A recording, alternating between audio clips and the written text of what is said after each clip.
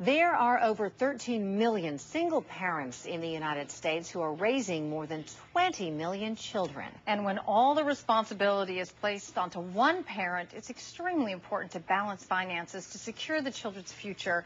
Linsy John is here this morning from Debt Free America to talk about this issue. Good morning to you. When you hear those numbers, it's pretty stunning how many people are doing this all on their own. It is, but you have to also understand that even as a single parent, make sure that your finances are your top priority. And if you do have questions or concerns and you're not too sure exactly what to do, there are professionals and certified counselors such as those at Debt Free America that can help you out. Besides not having a double income, what are some of the other unique challenges that happen when you're a single parent? Well, as a single parent, you have the added responsibility of managing a household, a family, raising children, and a job. So with all those responsibilities combined, there are steps that you can take to make sure that your finances are one of your top priorities. And you have some tips for us this morning. We'll get that information on the screen. And you say, first of all, you've got to develop that budget and stick with it. You do have to budget. You have to make sure you need to know exactly where the money from your income is going, where can you save, where can you cut back. One way that you can figure this out is to examine your spending habits for about 2 to 3 months. Then you can create a budget according to the average amount that's spent for each category. Also, set your priorities and your goals. It's important to set your priorities in order to make sure you don't have any overwhelming financial issues.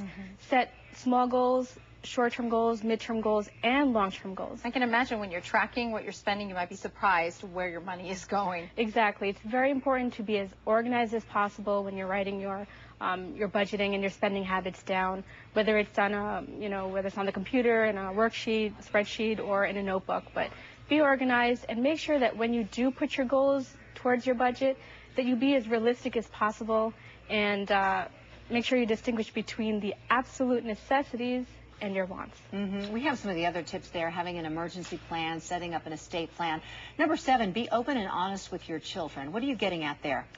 Basically, your children, they should know exactly the importance between spending and saving. And a lot of schools nowadays, they don't offer personal financial skills or classes, so education starts at home.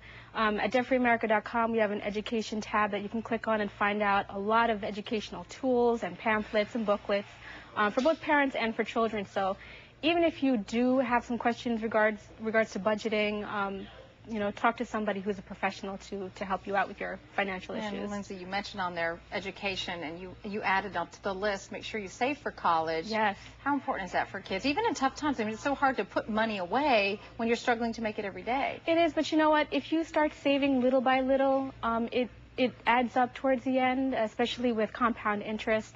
It's also important that if you take your money and deposit it into a Section 529 college savings plan or a 401k, especially if your employer provides a matching contribution, that's also important to look at.